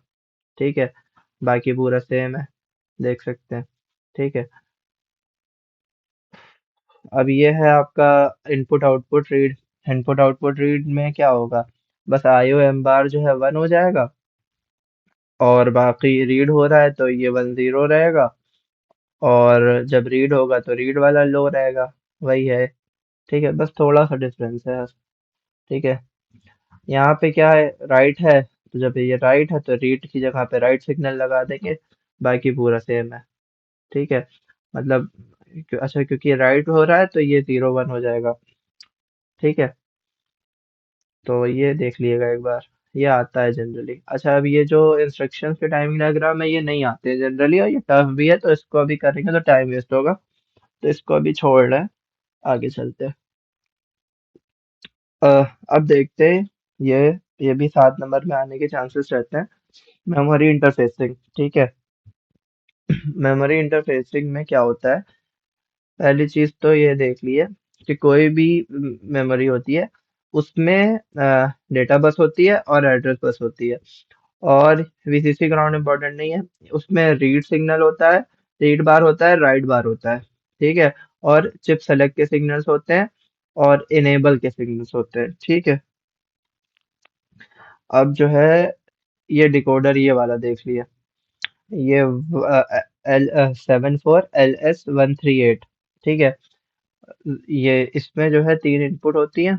ठीक है, यहाँ पे हम एड्रेस बस लगा देते हैं, और यहाँ से हम किसी एक में अपना आउटपुट लगा देते हैं, जो कि फिर मेमोरी के चिप सेलेक्ट में लगाते हैं। अभी आगे देखेंगे, ये आपने पढ़ा होगा, ये तो सिंपल है। और हाँ, इसके जो आउटपुट होते हैं वो एक्टिव लो होते हैं। ठीक है, तो ये हो गया। अब मेन जो है वो यहाँ से है। ठीक है, इसको हम लोग करते हैं, सीधा एग्जाम्पल देखते हैं। ठीक है, 4 KB मेमोरी को इंटरफेस करना है, जिसका स्टार्टिंग एड्रेस A0 0 0 है। ठीक है, A0 0 0 है। ठीक है, तो अब 4 KB है, 4 KB के लिए कितनी एड्रेस लाइन्स चाहिए होंगी। 4 KB का क्या मतलब होता है, 2 की पावर 2 इंटू 2 की पावर 10, तो ये हो गया 2 की पावर 12, यानी कि 12 एड्रेस लाइन्स की रिक्वायरमेंट होगी। तो A0 से लेके A11 डायरेक्टली हम लोग मेमोरी से कनेक्ट कर देंगे। ठीक है, फिर हमारी ये चार एड्रेस लाइंस हैं, ये बच जाएंगी। इन चार को हम लोग फिर एड्रेस डिकोडिंग के लिए यूज करेंगे। मतलब यानी कि उस मेमोरी को हमें कब सेलेक्ट करना है, ये जो चार पिंस हैं इसको उस चीज के लिए यूज करेंगे। ठीक है, अच्छा, अब ये देखिए, पहले तो ये 0 0 रहेगा मिनिमम एड्रेस, और मैक्सिमम एड्रेस इसका कहाँ तक जाएगा, ये 0 से जब 1 हो जाए तो। और क्योंकि 12 ही एडवर्टाइज लगेंगी, तो बची हुई में कुछ चेंज नहीं होगा। ये जो है चिप को सेलेक्ट करने के लिए यूज हो रही है, ये जो चार हैं, और ये हमारी डेटा या फिर एड्रेस भेजने के लिए यूज हो रही है। ठीक है, तो ये हो गया। बेसिक। तो अब देखिए, क्योंकि 4 KB की मेमोरी है, A00 का स्टार्टिंग एड्रेस है, तो हमने इसलिए ए यहाँ बना लिया। ये 1010 ए होता है, और फिर ये 000, ये जो 3 0 है वो A11 से A0 तक है। ठीक है, अब मैक्सिमम कहाँ तक जाएगा? वो FFF तक जाएगा ना, क्योंकि 4 KB है, तो 4 KB यानी 12 लाइन्स, 12 लाइन जब 1 होंगी तो क्या बनेगा? FFF। ठीक है, तो A000 से AFFF तक का जो एड्रेस है वो मेमोरी से कनेक्ट हो जाएगा। ठीक है, अब देखिए, अब जो है हमारा जो है ये आपका क्या बोलते हैं, थ्री LS1374 LS138 जो होता है डिकोडर। अब हम इस पे कैसे कनेक्शन करेंगे, ये देखने वाली बात है, और ये देखने वाली बात है। ठीक है, पहले तो 4 KB की मेमोरी बना ली है। ठीक है, डेटा बस को उधर से जोड़ दिया।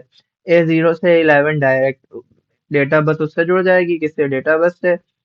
मेमोरी की डेटा बस माइक्रो प्रोसेसर की डेटा बस से, और ये जो है A0 से A1 एड्रेस बस से जुड़ जाएगी। ठीक है, फिर क्या होगा कि ये हमारे मेमोरी में ये सिग्नल्स होते हैं, ये हमें पता होना चाहिए कि चिप सेलेक्ट होता है, रीड बार होता है और राइट बार होता है। ठीक है, ये जब लो होगा तो हमारा रीड बार होगा, जब हमारा ये राइट बार लो होगा तो राइट सिग्नल होगा, जब जब जो है रीड बार लो होगा तो मतलब रीड ऑपरेशन हो रहा है, यानी मेमोरी से रीड हो रहा है। ठीक है, तो अब हमें एड्रेस डिकोडिंग के लिए, यानी इस चिप को कब सेलेक्ट करना है, उसके लिए हमने क्या यूज करी है? A12 से लेके A13 यूज करी है। तो ठीक है, पहली चीज तो इसमें 3 इनेबल पिंस होती है, किसमें? डिकोडर में। तो दो जो है एक्टिव लो होती है, एक एक्टिव हाई होती है। तो इसको सेलेक्ट करने के लिए इन दोनों पे 0 आना चाहिए और इस पे 1 आना चाहिए। ठीक है, तो इसको 0 देने के लिए इसको हम लोग ग्राउंड कर देंगे, और इसको इसको सेलेक्ट करने के लिए, डिकोडर को सेलेक्ट करने के लिए A15 दे देंगे, जिससे डिकोडर सेलेक्ट हो जाएगा। A15 से क्या हो रहा है कि डिकोडर सेलेक्ट हो रहा है। ठीक है, फिर A14 से लेके A12 तक, यानी 010 जो है, ये हम मेमोरी को सिलेक्ट करने के लिए यूज करेंगे। अब जब यहाँ पे 010 आएगा तो 010 क्या होगा? 010 मतलब 2। तो जब वो 2 पे आएगा, क्योंकि मैंने बताया था ये एक्टिव लो होता है और ये सिग्नल भी एक्टिव लो होता है, तो ये इसको हम डायरेक्टली कनेक्ट कर सकते हैं। ठीक है, तो ये डायरेक्टली O2 से कनेक्ट होगा। ठीक है, चिप सेलेक्ट। इतना हो गया। फिर अब हमें ये 3 सिग्नल्स भी लगाने होते हैं। ये 3 सिग्नल्स कौन से हैं? ये 3 सिग्नल्स हैं, रीड बार, राइट बार, IOM बार। ठीक है, तो हमें यहाँ राइट बार कब लगाना है? क्योंकि ये मेमोरी है, तो जब मेमोरी राइट हो रहा होगा तब ये लो होना चाहिए, और जब मेमोरी रीड हो रहा होगा तब ये वाला सिग्नल लो होना चाहिए। तो हमें मेमोरी राइट बार बनाना है और मेमोरी रीड बार बनाना है। ठीक है, तो अब हम इसको बनाएंगे with the help of NAND gates. Generally NAND gates ही यूज करे जाते हैं। ठीक है, और भी गेट यूज कर सकते हैं। ठीक है, अब जो है हमें क्या बनाना है, यानी कि मेमोरी राइट बार बनाना है यहाँ पे। मेमोरी राइट बार यानी कि ये वाला सिग्नल भी 0 होना चाहिए, और ये वाला सिग्नल भी जब 0 हो तब यहाँ पे वो आना चाहिए, तब यहाँ पे 0 आना चाहिए। जब ये दोनों 0 हो तब यहाँ पे 0 आना चाहिए। ठीक है, तो देखिए, अब यहाँ पे हमने कैसे लगाया? 0 था, इसको 1 किया। ठीक है, ऐसे ही जो है, ये भी मान लिया 0 था, ये हमारा 1 हो गया। तो अब 1 इंटू 1 1 होगा। ठीक है, 1 इंटू 1 1 होगा, और 1 इंटू 1 1 होगा, और फिर जब उसका नॉट करेंगे तो वो 0 हो जाएगा। ठीक है, तो लेकिन अगर मान लिए यहाँ पे ये एक बार 1 होता, जैसे आप ये दिमाग में आ रहा होगा कि ये क्यों लगाया, यहाँ पे नॉट गेट क्यों लगाए हुए? नॉट गेट इसलिए लगाए ताकि जब ये दोनों जो है 0 0 हो तभी ये काम करे। ठीक है, 1 0 पे, जैसे ये 1 0 हो तब यहाँ पे ना ये बन जाए। अगर ये नहीं लगाएंगे तो ये 1 0 पे भी मेमोरी राइट बार बन जाएगा। ठीक है, तो बेसिकली उसके लिए अब हमें मेमोरी राइट बार बनाना है। तो जब ये 0 हो और ये दोनों 0 हो, ठीक है, तब ये सिग्नल बनना चाहिए। तो उसको बनाने के लिए क्या करेंगे?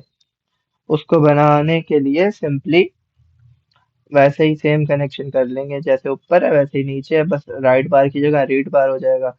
तो यहाँ पे जब ये दोनों जीरो होंगे तो ये भी जीरो हो जाएगा, और जब ये जीरो हो जाएगा तो ये एक्टिव हो जाएगा, यानी मेमोरी समझेगी कि जो है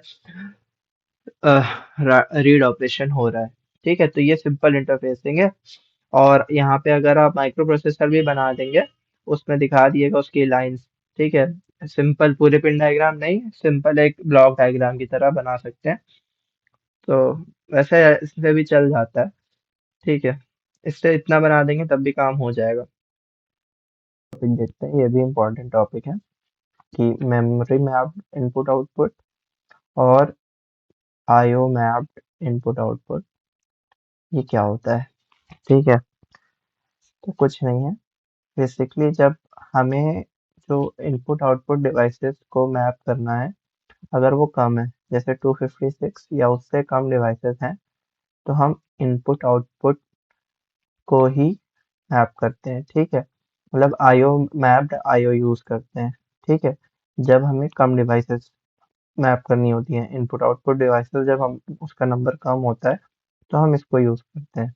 ठीक है, लेकिन अगर हमें 256 से ज्यादा, यानी कि इसमें इसमें मतलब 256 से ज़्यादा डिवाइसेस हमें इंटरफेस करनी है, क्या बोलते हैं, माइक्रो प्रोसेसर से, तब हम जो है आईओ मैप्ड आईओ नहीं यूज़ कर सकते, क्योंकि उसमें मैक्सिमम डिवाइसेस जो है वो 256 है। तो तब हम यूज़ करते हैं मेमोरी मैप्ड इनपुट आउटपुट। ठीक है, तो उसमें क्या होता है, उसमें हम 64 किलो तक जो है डिवाइसेस जो हैं क्या बोलते हैं, माइक्रो प्रोसेसर से इंटरफेस कर सकते हैं, यानी कि 65,000 समथिंग। ठीक है, तो भाई 2 की पावर 16। ठीक है, 2 की पावर 16 डिवाइसेस हम जो है इंटरफेस कर सकते हैं जब हम ये वाली टेक्निक यूज करते हैं। ठीक है, अभी ये समझ में आएगा, डिफरेंस देखते हैं उससे ज़्यादा अच्छे से समझ में आएगा। ठीक है, तो जब हम लोग अभी जनरली जो करते हैं वो ये वाला होता है, क्योंकि हमें जनरली 256 से कम ही जो है चाहिए होती है। पहले समझते हैं कि इनपुट आउटपुट डिवाइस आईओ वाला पहले देखते हैं। ठीक है, आईओ मैप्ड आईओ देखते हैं पहले। तो आईओ मैप्ड और आईओ में क्या होता है, आईओ इनपुट आउटपुट डिवाइसेस की तरह ही ट्रीट होती हैं। ठीक है, लेकिन यहाँ पे क्या होता है, यहाँ पे इनपुट आउटपुट डिवाइसेस को मेमोरी की तरह ट्रीट किया जाता है।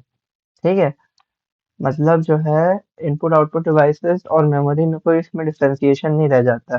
ठीक है, वो क्यों, क्योंकि हमें ज़्यादा डिवाइसेस लगानी है। क्योंकि जो है मेमोरी के लिए 16 लाइंस होती हैं, इनपुट आउटपुट के लिए 8 लाइंस होती हैं। तो हमें अगर ज़्यादा डिवाइसेस जो है इंटरफेस करनी है तो जो है हम मेमोरी मैप जो है आईओ यूज़ करते हैं। ठीक है, अब क्योंकि इसमें जो है 16 लाइंस यूज़ होती हैं, इसमें 8 लाइंस यूज़ होती हैं। ठीक है, तो उस वजह से जो है इसमें डिकोडर की रिक्वायरमेंट ज़्यादा होती है, इसमें कम डिकोडर की रिक्वायरमेंट होती है।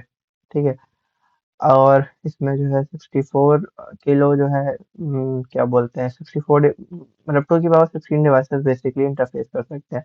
इसमें 2 की पावर 8 डिवाइसेस इंटरफेस कर सकते हैं। ठीक है, अच्छा, अब क्योंकि जो है 256 से ज़्यादा डिवाइसेस हो रही हैं, तो जो मेमोरी के जो एड्रेसेस हैं, वो अपने कुछ एड्रेसेस मेमोरी के दे दिए इनपुट आउटपुट डिवाइसेस को।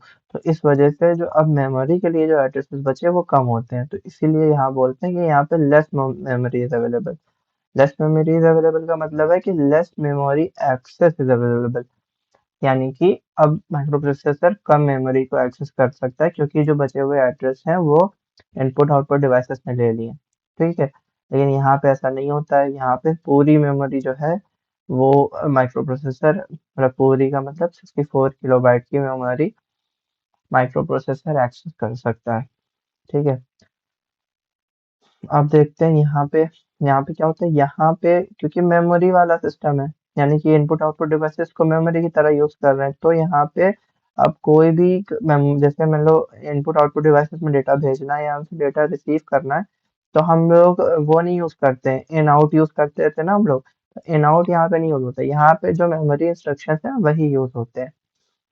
मतलब जैसे हमें वहां पे डेटा लेना होता था, तो हम इन यूज करते थे। ठीक है, इन यूज करते थे, लेकिन यहाँ हमें जैसे डेटा लेना होगा तो हम इन नहीं, हम यहाँ पे STA LDA ये सब जो सिग्नल्स होते हैं, मूव, ठीक है, इस तरह के जो सिग्नल्स होते हैं वो हम यूज करते हैं इनपुट आउटपुट डिवाइसेस के लिए। ये सारी बातें इनपुट आउटपुट डिवाइसेस के लिए ही हो रही हैं, ठीक है। ठीक है, तो अब लेकिन यहाँ पे जब IO मैप्ड IO होता है तो उसके लिए अलग इन और आउट इंस्ट्रक्शंस होते हैं, ठीक है, स्पेशल इंस्ट्रक्शंस कह सकते हैं इसको, ठीक है।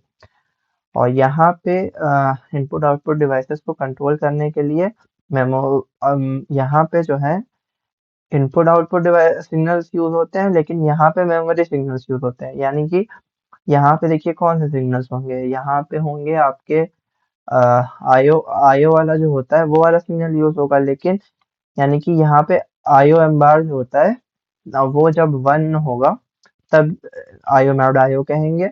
लेकिन अगर इनपुट आउटपुट डिवाइसेस को एक्सेस करने के लिए IO एम बार की वैल्यू 0 है, ठीक है, यानी कि मेमोरी सिग्नल बन रहा है, तो हम इसको तब बोलते हैं कि ये मेमोरी मैप्ड है, मेमोरी मैप्ड इनपुट आउटपुट है, ठीक है। तो मेमोरी कंट्रोल सिग्नल्स यहाँ पे यूज होते हैं, ठीक है, जैसे मेमोरी राइट, मेमोरी रीड, ठीक है। यहाँ पे इनपुट आउटपुट राइट और input output read signals use होते हैं, ठीक है। अब यहाँ पे लॉजिकल ऑपरेशन जो है वो डेटा पे हम परफॉर्म कर सकते हैं, लेकिन यहाँ पे नहीं कर सकते हैं, ठीक है। क्यों? क्योंकि यहाँ पे सिर्फ इन और आउट इंस्ट्रक्शन अवेलेबल होते हैं ना, इसलिए। हाँ, तो अब यहाँ पे क्या होता है, यहाँ पे डेटा ट्रांसफर जो होता है वो रजिस्टर और इनपुट आउटपुट के बीच में ही होता है, ठीक है। एक्यूमुलेटर को भी यहाँ यूज कर सकते हैं, तो यहाँ पे एक्यूमुलेटर और रजिस्टर ये इन दोनों का डेटा इनपुट आउटपुट से में ट्रांसफर होता है, ठीक है, या फिर ऑपोजिट उसका, ठीक है। लेकिन यहाँ पे क्या होता है, यहाँ पे सिर्फ और सिर्फ एक्यूमुलेटर से ही ट्रांसफर कर सकते हैं, यानी पहले हमें डेटा एक्यूमुलेटर में डालना पड़ता है, फिर एक्यूमुलेटर से डालते हैं इनपुट आउटपुट पोर्ट पे, ठीक है। तो ये हमारा सिंपल था। तो विद दिस हम लोग की यूनिट खत्म होती है, और आई होप आप लोग को पसंद आएगी, ठीक है। अच्छी लगे तो वीडियो को लाइक करिएगा, और जो भी एक्चुअली मेरी फर्स्ट वीडियो है, तो आपको जो भी कमी इसमें लगे वो बताइएगा। ये मैंने क्या बोलते हैं, रिवीजन के लिए पर्पज से बनाया है, तो बहुत सारी चीज़ें छूट गई हैं, और पहली बार वीडियो है तो कुछ मिस्टेक्स भी हुई हैं, ठीक है। ठीक है, फिर मिलते हैं अगले वीडियो में। Good bye.